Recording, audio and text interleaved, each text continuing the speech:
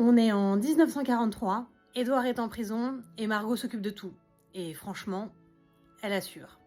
On continue la série épistolaire en ce moment d'Édouard qui est en prison en 1943. Là, on lit une lettre de Margot, sa femme. La Rougellerie, le lundi 26 juillet 1943.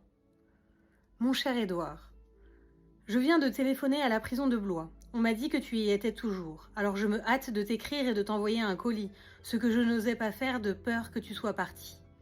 Ta ceinture est arrivée, je la joins, et aussi un peu de pain de mie, plus les choses que tu m'avais demandé jeudi. Depuis le jugement, il est question qu'Édouard soit transféré de prison et donc emmené à la prison de Troyes. J'ai été heureuse de te trouver mieux jeudi. Le matin, le jour est plus favorable. Mais quand je reviendrai, ce sera après 2 heures, puisque c'est réglementaire. Après t'avoir vu, je suis allée rue Franciade régler les assurances de Pourradier et de Fernand. J'ai déclaré Noiret et je m'occupe de ses allocations familiales. Je l'ai augmenté. Il en vaut la peine. Margot commence à prendre les décisions pour l'entreprise familiale elle-même, sans consulter Édouard. Elle devient une vraie chef d'entreprise. On prendrait les vaches ici, d'après une conférence avec François. Le veau est vendu. Nous voilà plus au large. Hier soir, téléphone de Moulin, demandant des nouvelles de la part de ta mère. Je lui ai fait donner ton adresse pour qu'elle t'écrive et à Louis aussi, qui sera plus direct.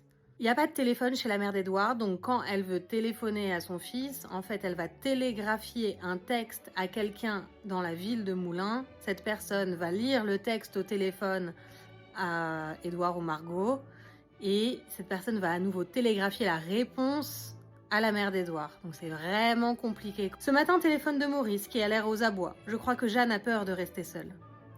Tout le monde est très occupé de toi. Le père Patra voulait venir à pied, mais il est un peu flageolant. J'ai eu à goûter les 3 sœurs de Montevran, l'aimabilité même, et me chargeant d'une malle pleine de choses pour toi. Les enfants jouent au croquet, aux cartes. Claude apprend à raccommoder et surveille les devoirs des autres. Au commencement d'août, je t'enverrai sans doute une nouvelle photo des enfants prise par Julia.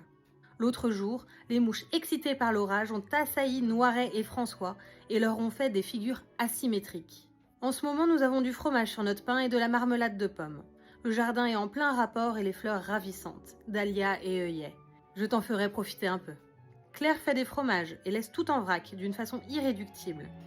En allant à Paris, j'ai voyagé avec le mari d'une autre Giscard d'Estaing. Il est auvergnat, connaît les Ribins, Chalut, etc. Très gentil d'ailleurs. Il paraît que ton grand étang est devenu le rendez-vous de la jeunesse. Julien y a amené un bateau à voile. Au revoir, mon cher Édouard. Dans quelques jours, j'espère. Priant beaucoup pour que ton recours en grâce réussisse. Les enfants t'écriront et se joignent à moi pour t'embrasser très tendrement. Margot. Demain, Claude et Nicole vont nous raconter leurs vacances. Entre les résultats du bac, les poésies et les gâteaux, les filles sont bien occupées. À demain!